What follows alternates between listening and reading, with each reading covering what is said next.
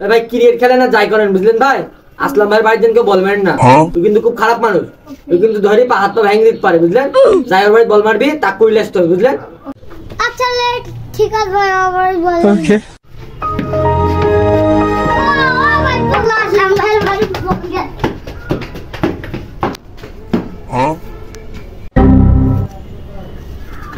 মিলে কি করলো, আসলাম ভাই বলটা মারি পালালো, বলটা কি করবে কেন রে?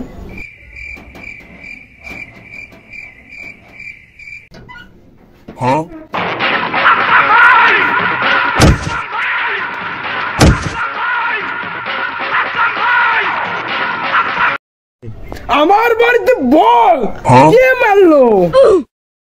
ভাই আমার ছিল কি করবো রে, কি করবো বল দে।